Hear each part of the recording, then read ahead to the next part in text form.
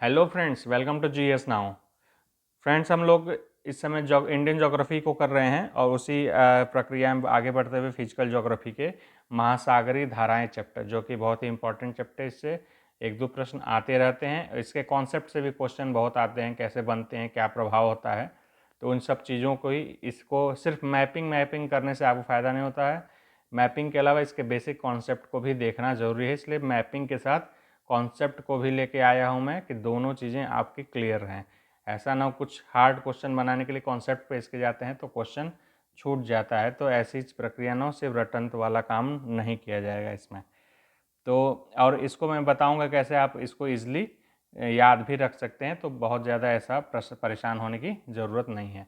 बस चलिए देखिए, वीडियो शुरू करते हैं। और जो भी पहले बार इस वीडियो को देख रहे हैं, नए फ्रेंड्स आए हुए हैं, उनसे रिक्वेस्ट है कि हमारे चैनल को सब्सक्राइब कर लें। ये हमारा विजेता बैच चल रहा है, फ्री ऑफ कॉस्ट बैच है, जो कि यूपी PCS 2023 RO ARO 2023 को ध्यान में रख के बनाया गया है। सभी चीज़ें इसमें फ्री है, PDF, नोट्स, वीडियोस, सारी चीज़ को फ्री ऑफ कॉस्ट अवेलेबल कराए जाएंगे। और जो भी चीज़ें हैं हमारे टेलीग्राम ग्रुप पे शेयर करते जाएंगे। तो चैनल सब्सक्राइब कर लीजिए, इसका लाभ उठाइए और अपने एग्ज़ाम को, अपने परीक्षा को और सुदृढ़ बनाइए। ठीक है, अब चलिए सीधे वीडियो को शुरू करते हैं। देखिए, महासागरीय धाराएं होती क्या हैं। महासागरीय धाराएं वही, जैसे जो समुद्र में धाराएं चलती हैं, गत्यात्मक जलराशि का गत्यात्मक घुमाव होता है, किसी एक जगह से दूसरी जगह तरफ मूवमेंट होता है, उसी को धाराएं कहते हैं। उसके बहने की कई सारे कारण हो, तो उसको आगे हम लोग देखेंगे। पहले और सी चीज़ों को देख लेते हैं। ठीक है, ये दो तरह से इसकी गति होती है। जो मूवमेंट होता है वो टू टाइप्स का होता है। पहला एक होता है क्षैतिज, यानी कि इस प्रकार, ठीक है। और दूसरा होता है लंबवत, यानी ऊर्ध्वाधर। जो क्षैतिज मूवमेंट होगा, सतही होगा, ऊपर ऊपर होगा।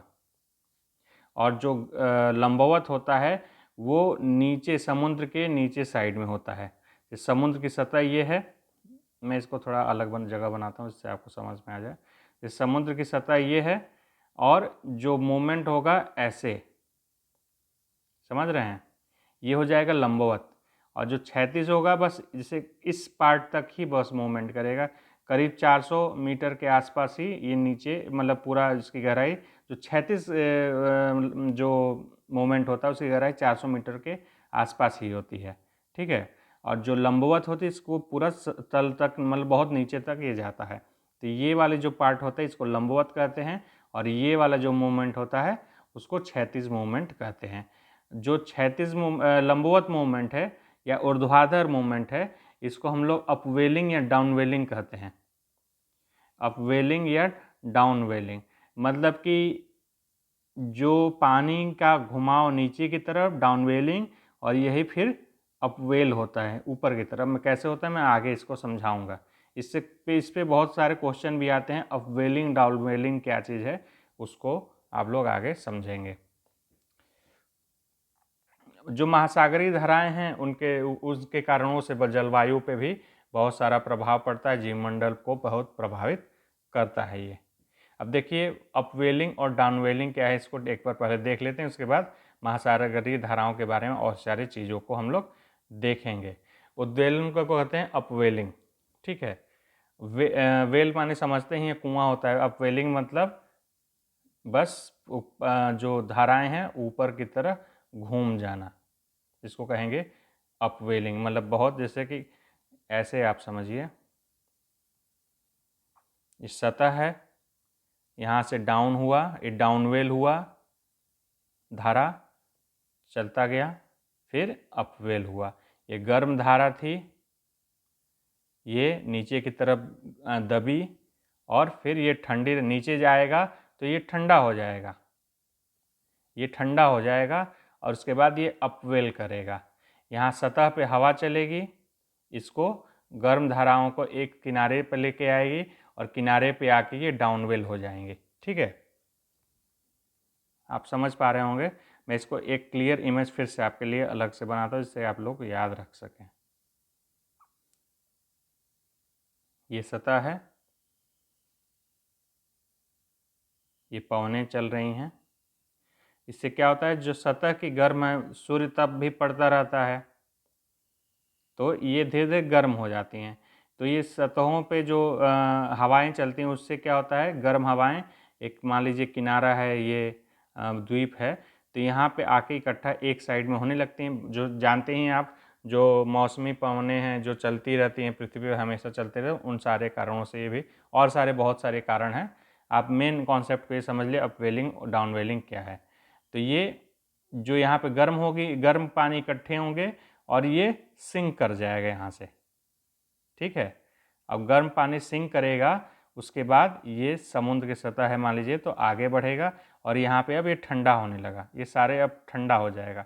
ठंडा हो जाएगा, यहाँ से पानी हट चुका है, तो इसकी जगह लेने के लिए ये पानी फिर से अपवेल करेगा, ठीक है। ये पानी अब यहाँ पे अपवेल करेगा, तो यहाँ पे अब ठंडा और ठंडा पानी आ जाएगा, यहाँ गर्म पानी रहेगा। और ये इसी के जहाँ पे अपवेल होता है, वहाँ पे ठंडा और गर्म पानी का अगर मिलन होता है किसी जगह पे, तो वहाँ पे बहुत धुंध छा जाता है। और यहाँ पे जो प्लैंक्टन्स बहुत मिलते हैं, जिससे कि वहाँ पे मछली पकड़ने की बहुत सारी संभावना होती है, क्योंकि इन प्लैंक्टन्स को खाने के लिए जो ठंडा पानी होता है बहुत वो होता है, पौष्टिक भरा होता है। पौष्टिक होता है तो क्या होता है कि इस पौष्टिकता को लेके ये ऊपर आता है, और ऊपर आता है तो मछलियाँ जो होती हैं, इनमें बहुत सारे प्लैंक्टन्स पाए जाते हैं। इन प्लैंक्टन्स को खाने के लिए, प्लावक हिंदी में कहते हैं, प्लावक, इन प्लैंक्टन्स को खाने के लिए मछलियाँ आती हैं। इसलिए जहाँ ठंडे और गर्म पानी का जहाँ पे मिलन होता है, वहाँ पे कहा जाता है कि वह धुंध बनता है और मछली पकड़ने के लिए सबसे उपयुक्त जगह होता है वो। तो आप इसको, आप होप कि आप समझ गए होंगे डाउन वेलिंग और अप वेलिंग को। अब देख लेते हैं महासागरीय धारा को प्रभावित करने वाले क्या क्या कारक हैं। महासागरीय धाराओं को यहाँ पे लिख दूँ, जो आपको PDF मिले तो कंफ्यूज ना हो। महासागरीय धाराओं को प्रभावित करने वाले क्या कारक हैं, तो ये दो कारक होते हैं, प्राइमरी और माध्यमिक। तो इसमें पहला कारक है सौर ऊर्जा द्वारा ताप, जो सूर्य की ऊर्जा से उसको हीट मिलता है, पानी को गर्म होता है। गर्म होगा तो उसकी सघनता कम होने लगेगी, विरल होने लगेगा, तो डेंसिटी कम होगी, तो पानी खुद ही डेंस की ओर, मतलब हल्के से डेंस, जो डेंस पानी है वो हल्के की तरफ मूव करने लगेगा, ठीक है। हवा हो गया, जैसे मैंने बताया कि हवा चलती हैं, तेज़ हवाएं चलेंगी तो सतही पानी को लेके आगे बढ़ेंगी, ठीक है। इसके अलावा गुरुत्वाकर्षण होता है, गुरुत्वाकर्षण के प्रभाव के कारण भी होता है। कुछ उच्च जो अक्षांश है वहाँ गुरुत्वाकर्षण कुछ प्रभाव ज़्यादा होता है, विषुवत पे कम होता है गुरुत्वाकर्षण का प्रभाव। तो इस वजह से कोरियोलिस बल होता है, जानते हैं पश्चिम से पूर्व की ओर घूम रही है पृथ्वी, तो घूमने के कारण जो है पानी घूमता है, पानी भी साथ में, जो पृथ्वी से लगा हुआ पानी है तो वो भी मूवमेंट करता है साथ में। तो नॉर्थ और साउथ गोलार्ध में देखेंगे, उत्तरी गोलार्ध में देखेंगे, नॉर्थ साउथ गोलार्ध में देखिए घूमने का क्या है, ये दाईं ओर घूमेगा पानी और यहाँ से बाएं ओर घूमेगा। अच्छा, इसका देखिए लोग कंफ्यूज कर जाते हैं, दाएं बाएं कैसे निकालते हैं, दोनों तो एक ही दिशा में दिख रहा है, ये भी दायां दिख रहा है, ये भी दायां, ऐसे सामने आप देख रहे हैं। तो इसको नापने का तरीका ये होता है कि आप 0 डिग्री या विषुवत की तरफ मुंह करके खड़े हो जाएंगे, मतलब आपका मुंह इधर रहेगा।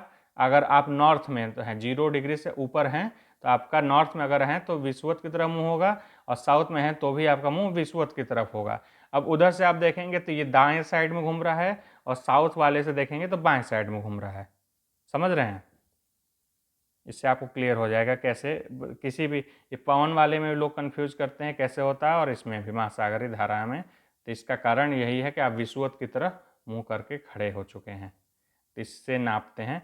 और इसी तरह मैंने नदियों में बताया था, जिधर नदी जा रही है उधर मुंह करके खड़े हो जाइए, आपका दायां बायां होगा वैसे ही। दूसरा चीज़ है माध्यमिक बल। माध्यमिक बल में जल घनत्व, जैसे मैंने बताया कि डेंसिटी कम हो जाएगी, तो ठंडा जल मतलब जो डेंस जल होगा, ठंडा जल हमेशा डेंस होता जाएगा, ठीक है। सबसे ज़्यादा डेंसिटी कितने डिग्री पे होती है, तो 4 डिग्री सेल्सियस पे, आप लोगों को पता होगा, साइंस में आपने पढ़ा होगा, सबसे ज़्यादा डेंस होता है। तो ठंडा जल गर्म जल की तरफ जाएगा, कम डेंसिटी की तरफ जाएगा, ठीक है। तो ठंडा जल जो होगा डेंस होगा तो वो भाई नीचे बैठ जाएगा। ठंडा जल जैसे पता है, ठंडा जल गर्म जल ठंडे की ओर चलेगा और ठंडा जल गर्म की ओर चलेगा। तो जो ठंडा जल होगा वो नीचे की तरफ जाएगा क्योंकि डेंस होगा, और जो सतही जल होगा गर्म होगा ऊपर ऊपर चलेगा, और ठंडी की ये जब नीचे जाएगा तो विषुवत की ओर जाएगा, 0 डिग्री साइड में जाएगा। ऐसे समझते हैं इसको, इस तरह बनाते हैं। 0 डिग्री है, ये ठंडा जल मान लीजिए है, आ रहा है उच्च अक्षांशों से आ रहा है, तो ये इधर जाएगा, नीचे नीचे जा रहा है, ये ऊपर ऊपर नहीं जा रहा है। आप लोग ध्यान रखिए, सतह के नीचे से बढ़ रहा है, और ये 0 डिग्री की तरफ बढ़ेगा। और जो गर्म जल है, जो गर्म जल है वो ऊपर ऊपर आएगा और ये सतही होगा। यही अपवेलिंग डाउनवेलिंग की प्रक्रिया चलती है, इसी को कहते हैं। आप ये देखिए, इस तरह आ रहा है, ये अब ऊपर आ जाएगा, ये फिर यहाँ से नीचे के चले जाएगा, फिर ठंडा हो जाएगा, फिर गर्म होने, ये चक्र की तरह चलता रहता है। ये हर तरफ, इसीलिए समुद्र धाराएं हर तरफ घूमती रहती हैं चारों तरफ। तो ये क्या होगा कि धीरे धीरे ये आने लगेगा ये भूमध्य सागर की तरफ, और ये आने लगेगा उच्च अक्षांशों की तरफ। इसीलिए उच्च अक्षांशों पर जाएंगे तो कुछ कुछ जगहों पे गर्म जल मिलता है, जैसे कि आप लोग ब्रिटेन वाले साइड में देखेंगे, मैप पे दिखाता हूं मैं,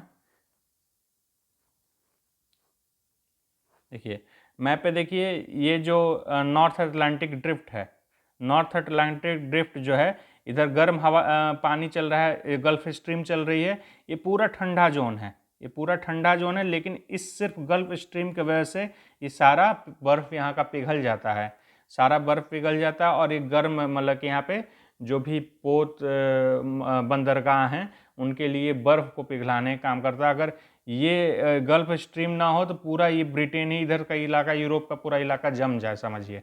इसके वजह से ये पूरा ठंड गर्म रहता है, समझ रहे हैं आप। तो ये इसका प्रभाव होता है। देखिए ये ठंडी धारा है वो आ रही है नीचे नीचे इधर, और गर्म धारा जा रही है ऊपर ऊपर इधर साइड को। ये ठंडी धारा इधर आ रही है और गर्म धारा ऊपर साइड से चल रही है, नीचे नीचे चल रही है, ठीक है। इसमें देखिए ये जा रही है, ये नीचे नीचे है। जो ठंडी धाराएं हैं वो नीचे रहेंगी और सतही धाराएं गर्म होंगी, ठीक है। ये कुछ एकदम हर जगह लागू नहीं होगा, मतलब मोटे तौर पे मैं समझा रहा हूँ आपको समझने के लिए। कोई भी चीज़ एकदम एक्सट्रीमली लागू नहीं होता है ह्यूमैनिटीज़ के में क्या कहते हैं सब्जेक्टों में।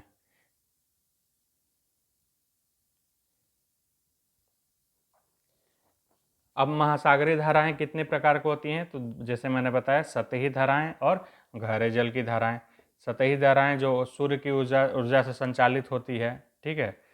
ये धाराएं स्थानीय वैश्विक जलवायु को प्रभावित करते हुए उष्णकटिबंधीय बंध से ध्रुवीय क्षेत्रों में गर्मी स्थानांतरित करती है, जैसे मैंने अभी बताया। यह समुद्र के संपूर्ण जल का 10% है, ठीक है। और मैक्सिमम देखिए मैंने बताया था 400 मीटर तक का ऊपरी सतह पे ये चलता है।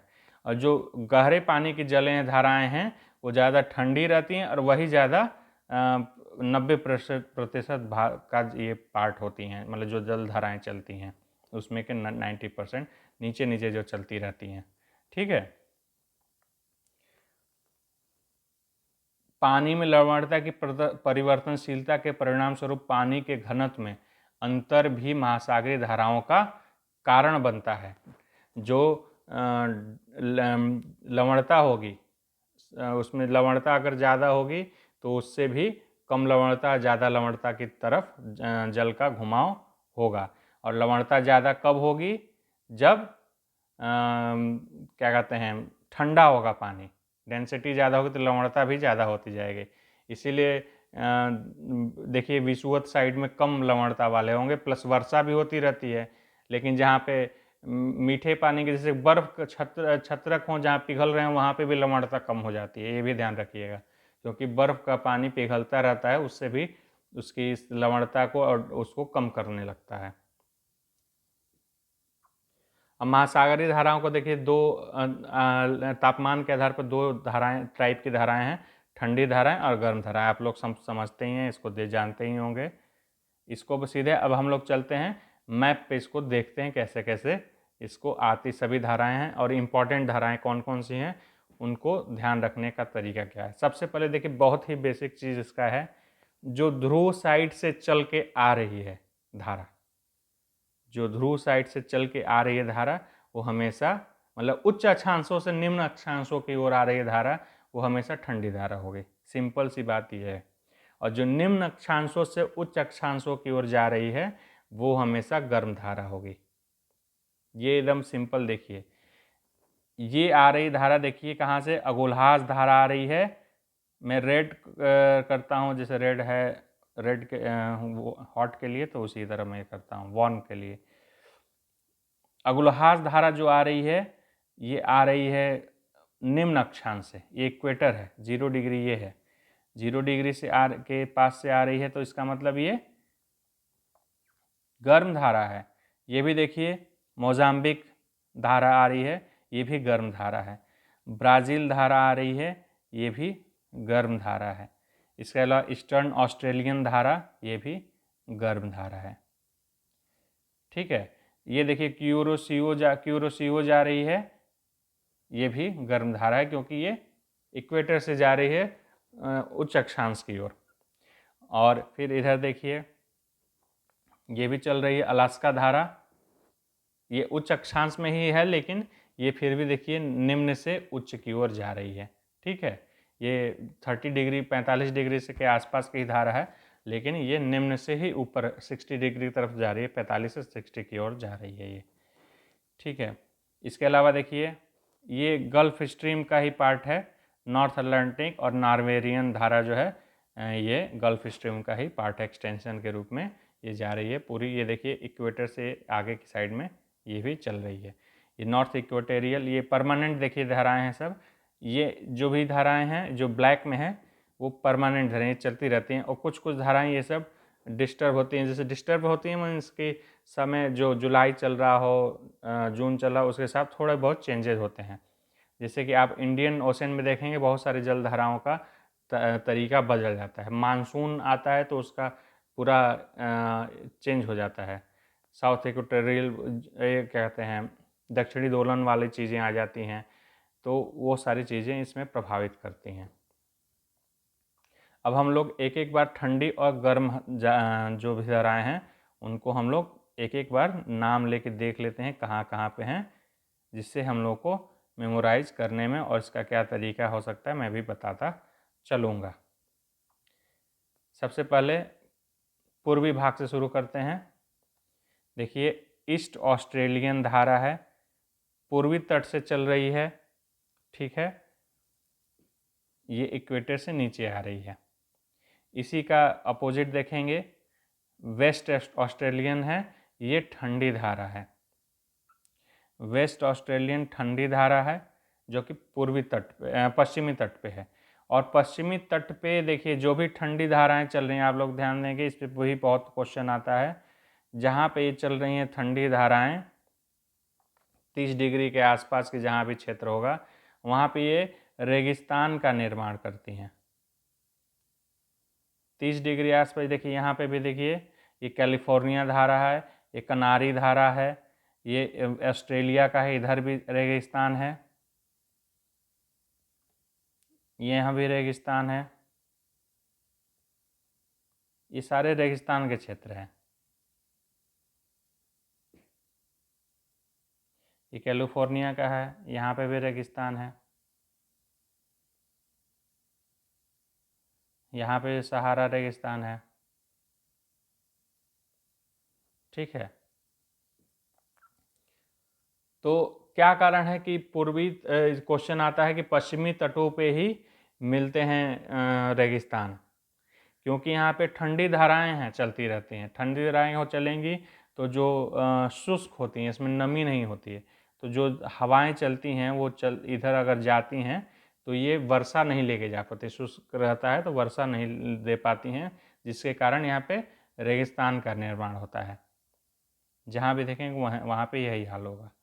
ठीक है, तो इस वजह से रेगिस्तान का निर्माण होता है। पश्चिमी तटों पे मध्य अक्षांशों पे, इसको मध्य अक्षांश कहा जाता है, 30 से 45 डिग्री के आसपास क्षेत्रों में रेगिस्तानों का निर्माण होता है ठंडी धाराओं के कारण। ठीक है, और इसके उलट गर्म धारा रहेगी, पूर्वी तट पे आती है, तो यहाँ पे वर्षा के पूरे अच्छे संभावनाएं बनी रहती है। तो अगलुहास धारा हो गया यहाँ पे, अगलुहास। यहाँ पे ब्राजीलियन धारा, ब्राजीलियन के उलट है पेरू धारा।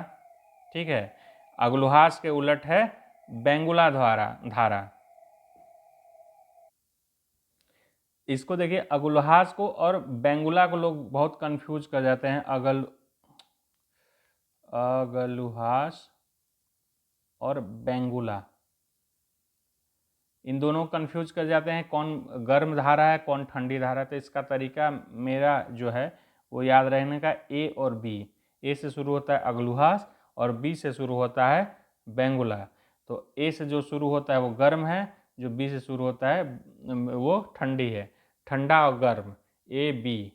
ए के बाद आता है बी, तो अगलुहास ए ठंडा है, बी से बेंगुला गर्म, अरे सॉरी, ए से अगलुहास गर्म है, बी से बेंगुला ठंडा है।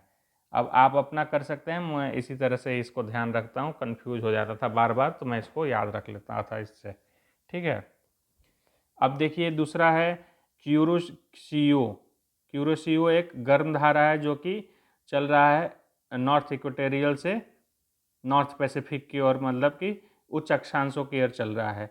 और इधर से आता है आयोसियो। अब इसका याद करने का तरीका यही था कि जो आता है आयोसियो में आता है, जो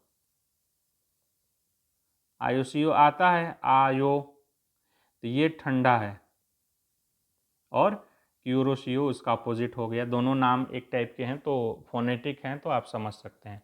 आयोसियो आने वाला ठंडा है, आता है ऊपर से, क्योंकि हम लोग रहते हैं क्या कहते हैं इक्वेटर के पास रखते हैं, तो ये आता है नॉर्थ से, उच्च अक्षांश से। तो आयोसियो में ठंडा है ये, और क्यूरोसियो गर्म है। ठीक है, इसके अलावा देखिए क्यूरोसियो आयोसियो का, जहाँ पे दोनों की ठंडी और गर्म धारा हैं, यहाँ पे मैंने जो बताया था, जब ठंडी और गर्म धाराएं मिलती हैं तो वहाँ पे मछली के लिए बहुत ही अच्छा जुगाड़ हो जाता है। मछली यहाँ पे बहुत फाइटोप्लैंक्टन के लिए, प्लावक हिंदी में कहते हैं, प्लावक के लिए खाने के लिए आते हैं, जिससे मछली उत्पादन ज़्यादा होता है इन जल धाराओं के मिलने के स्थल पर, जहाँ ठंडी और गर्म धाराएं मिल रही हों। ठीक है, इसी तरह फिर अलास्का का क्षेत्र है, अलास्का वाला क्षेत्र भी गर्म धारा है, ये गर्म है। फिर देखिए गल्फ स्ट्रीम, ये भी इक्वेटर से चलता है, नॉर्थ इक्वेटोरियल स्ट्रीम है, उसी से आगे बढ़ते हुए गल्फ में जाके गल्फ स्ट्रीम नाम से हो जाता है। और नॉर्थ अटलांटिक ड्रिफ्ट, जो कि नॉर्वेरियन ड्रिफ्ट से जाके मिल जाता है, ये पूरा इधर के पोर्टों को, जो समुद्री जलपोतों के लिए बंदरगाह बने हुए, सबको ये गर्म रखने का काम करता है। अगर ये ना धारा हो तो न ब्रिटेन में बरसात हो, न यूरोपियन जलवायु समाप्त हो जाए, समझिए। यूरोपियन जलवायु का एकमात्र कारण, बहुत बड़ा कारक है ये। और यहाँ के सारे जो बंदरगाह हैं उनको बर्फ़ पिघलाने का काम करता है। यहाँ पे एक रूस का बंदरगाह है, ठीक है, उसका नाम मुझे अभी एग्जैक्ट याद तो नहीं आ रहा है, आप लोग देख लीजिएगा मैप में। यहाँ रूस का बंदरगाह, रूस इधर तक ही है, और कुछ पार्ट यहाँ पे भी है, समझ रहे हैं। कुछ पार्ट यहाँ पे है, बहुत छोटा सा पार्ट है, बहुत अच्छा नाम नहीं याद आ रहा है, आप लोग एक बार देख लीजिएगा। यहाँ पे रूस का बंदरगाह होने का एक फ़ायदा यही कि बस यहाँ पे बर्फ़ नहीं जमती। अगर ये जम जाए बर्फ़ अगर, और एक यहाँ पे उसका नाम कालिनिनग्राद है, मुझे याद आया, कालिनिनग्राद ये नाम है, यहाँ पे है, ये रूस का पार्ट है। ठीक है, ये कि जो कि बाल्टिक सागर में पड़ता है, हिंदी में लिखते हैं, बाल्टिक सागर। बाल्टिक सागर है ये, इसी में पड़ता है वो, जो रूस का पार्ट है। तो ये सारे जो, और इसके अलावा सेंट पीटर्सबर्ग भी फिनलैंड का जो इलाका है, फिनलैंड की खाड़ी है उसमें पड़ता है, सेंट पीटर्सबर्ग का भी पड़ता है इलाका। तो जैसे ऐसे टाइप का है। तो ये दो जो हैं जगह, या फिर अन्य जो जगह हैं आसपास की, ये सारे बर्फ से ढके होते हैं अगर ये गल्फ स्ट्रीम और नॉर्वेनियन स्ट्रीम नहीं अगर जाता, ये गर्म धाराएं नहीं जाती। तो बहुत ही इम्पोर्टेंट है पूरी यूरोप के लिए गर्म धाराएं। ठीक है। इसके अलावा हम लोग देख सकते हैं गल्फ स्ट्रीम से एक आती है इधर से लेब्राडोर धारा, एक इधर से ऊपर से आते कनाडा के साइड से लेब्राडोर धारा आती है। ठीक है। ये एक ठंडी धारा है। तो ठंडी धारा और गर्म धारा का यहाँ भी मिलन होता है। तो ये भी मछलियों के लिए, उत्पादन के लिए बहुत ही सर्वोत्तम जगह है। ठीक है। जहाँ ठंडी और गर्म धारा का मिलन होगा, मछली उत्पादन के लिए बेहतरीन जगह माना जाता है। मुख्य मुख्य सारी धाराएं हो चुकी हैं हम लोगों की, देख ही चुके हैं कौन कौन सी धाराएं हैं। इस सब चीज़ों को, इसको एक बार आप लोग देख लीजिएगा। इसको मैप को मैं रिटन भी और ब्लैंक भी दोनों भेज दूंगा, ये पूरा नोट्स ही। अब इसके अलावा थोड़ा महासागरीय धाराओं के प्रभाव क्या क्या होते हैं उनको देख लेते हैं सिंपली, बस थोड़े टाइम में। उसके बाद आपका ये महासागरीय धाराओं कंप्लीट हो जाएगा। कोई भी एग्ज़ाम से जुड़ा हुआ प्रश्न आप इसमें चूकने के लेवल पे नहीं होंगे। अभी तक आप लोगों को वीडियो को पसंद आ रहा हो तो जो भी फ्रेंड्स हमारे नए आए हुए हैं, कृपया चैनल को ज़रूर सब्सक्राइब कर लें। और जो पुराने सब्सक्राइबर हैं उनसे रिक्वेस्ट है कि वो अपने फ्रेंड्स ग्रुप में ज़रूर शेयर करें, जिससे ज़्यादा से ज़्यादा लोग हमारे इस इनिशिएटिव, इतना बढ़िया ये हमारा चैनल नया है, लेकिन ये मानिए कि कंटेंट आपको बहुत ही, आप ये सारी चीज़ें आप फ्री में मिल रही हैं। आप इसको 5,000 10,000 रुपये दे के आप लेते, लेकिन ये हम लोग फ्री प्रोवाइड कर रहे हैं, तो इसका फ़ायदा उठाइए। और आपको फ्री है, लेकिन ये कंटेंट इसके गड़बड़ नहीं है, मतलब कि लो क्वालिटी नहीं है, बहुत हाई क्वालिटी के कंटेंट आपको प्रोवाइड किया जाए। और समझाने का तरीका मेरा हमको लगता है कि ठीक ही है, बुरा तो नहीं होगा। तो आप ज़रूर अपने फ्रेंड्स के बीच में शेयर करें, जिससे हमें भी मोटिवेशन मिल रहा है। आखिर इतना मेहनत कर रहे हैं तो कुछ हमें भी तो पता होना चाहिए कि हमको कुछ मतलब लोग पसंद करते हैं। ठीक है। अब इनके प्रभावों को हम लोग देख लेते हैं। जलवायु परिस्थितियां बनती हैं, इससे ठंडी धाराओं और गर्म धाराओं से तापमान गर्म और ठंडा होता है, आप तो जानते हैं, मतलब कि, और उससे क्या होता है, वातावरण भी चेंज होता है, जलवायु परिवर्तन, मतलब जलवायु में उसके परिवर्तन होते हैं। और जैसे ये मैंने अभी उदाहरण के स्वरूप बताया था कि अटलांटिक, जो नॉर्थ अटलांटिक ड्रिफ्ट है, उसके प्रभाव से ही ब्रिटेन द्वीप समूह बेहद ठंडे, अगर नहीं होता तो बहुत ठंडा पूरा इलाका होता है। इसी तरह पेरू गर्म जलवायु में पेरू की ठंडी धारा द्वारा ठंडा किया जाता है, पेरू की जलवायु को, गर्म जलवायु को पेरू की ठंडी द्वारा ठंडा किया जाता है। ये वर्षा का कारण भी होते हैं। ठीक है। गर्म धाराओं के ऊपर बहने वाली धाराएं उनमें नमी ग्रहण करती हैं, जिससे वर्षा कराती हैं। आप जैसे जानते ही होंगे कि जो भी धाराएं होती हैं, किसी भी द्वीप समूह पे वर्षा का कारण क्या है, आती हैं हवाएं, समुद्र से लेती हैं नमी, नमी लेके ये वर्षा यहाँ पे करती हैं। ठीक है। तो पूर्वी तट पे ज़्यादा वर्षा होती है और पश्चिमी तट आते आते वर्षा कम होने लगती है। ये भी एक कारण होता है। जब मैं पढ़ाऊँगा आप लोगों को एनवायरनमेंट इकोलॉजी, तब मैं आपको पूरा डिटेल में ग्राफ बनाऊँगा कि कैसे कैसे, किस डिग्री पे कैसे कैसे कैसे वनस्पतियाँ मिलती हैं, किस प्रकार का वायुमंडल होता है और किस प्रकार की भूगोलिक संरचना ऑटोमेटिकली बनने लगती है। किसी भी द्वीप समूह को आप लेके उस ग्राफ में शिफ्ट करेंगे, अपने आप ही वो आपको बन जाएगा। जैसे कि मान लो अफ्रीका ही रखेंगे इसमें, तो अफ्रीका रखेंगे तो कैसे कैसे कहाँ पे होंगे, किधर वर्षा ज़्यादा होगी, रेगिस्तान कहाँ मिलेंगे, समझ रहे हैं। ये सारी चीज़ें आप समझ पाएंगे उस ग्राफ के थ्रू। तो मैं उसमें ज़्यादा डिटेल में बताऊँगा, इसमें मोटा मोटी आप समझ लीजिए क्या क्या उस पर प्रभाव पड़ते हैं। ठीक है, वर्षा का कारण बनता है, मानसूनी धाराएं अभी जानते हैं, मानसून का कारण भी यही है। मानसून आखिर होता है इन धाराओं के कारण ही होता है। इसी में कभी कभी एल नीनो इफेक्ट आ जाता है, ठंडी हवा गर्म हो जाती है, गर्म ठंडी हो जाती है तो एल नीनो इफेक्ट आता है, तो पेरू में समस्या होने लगती है। पेरू तट पे बहुत ज़्यादा वर्षा होने लगती है और भारतीय महाद्वीप में बहुत ही कम, उपमहाद्वीप में बहुत ही कम वर्षा होने लगती है। तो एल नीनो इफेक्ट भी इसी से आता है। इसको मैं जब मानसून कराऊंगा तब डिटेल में समझाऊंगा, आप इसको मोटा मोटा समझिए। एल नीनो इफेक्ट भी होता है, एक ला नीना इसका अपोजिट होता है, वो भी चीज़ें होती हैं।